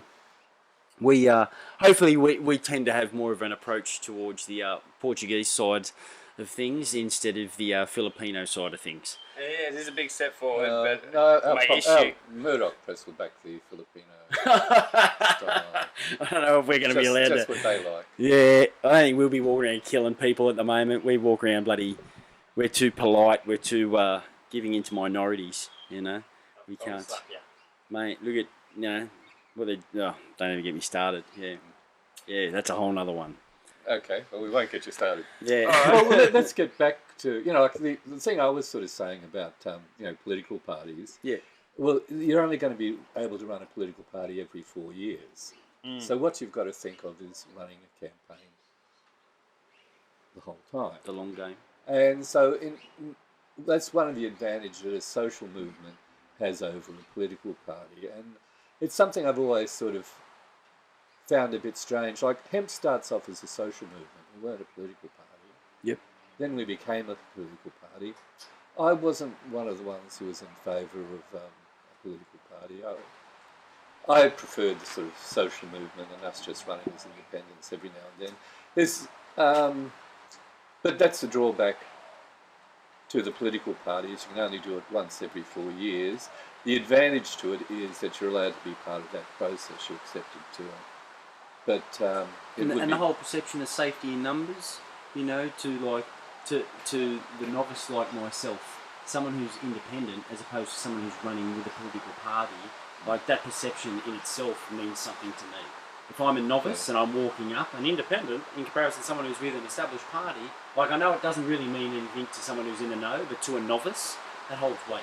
Oh yeah, no. The good thing about having the name is that's what gets you the votes. Like, if you ran as an independent, I wouldn't have got jack shit. you would have got I would have got maybe 20 votes from some of the locals I used to teach. Like, you know Yeah. what I mean? I'm getting nothing. Yeah. Oh, yeah. So yeah, that's the advantage of, you know, having a political party if you're running in elections. Yeah. But as I said, that's every 4 years. So you've got to think of a strategy In the between. rest of the time. Yeah. Yeah. Well, what do you reckon, gents? I reckon we've done a podcast. What do you reckon? Oh yeah. You don't want to say anything more on that? Oh, gosh, no. All right. Okay. I can't thank you enough, John. I really appreciate you coming, mate. I okay. appreciate Paul setting this up, but No, John, it's all thank good. you very much, mate. Thanks.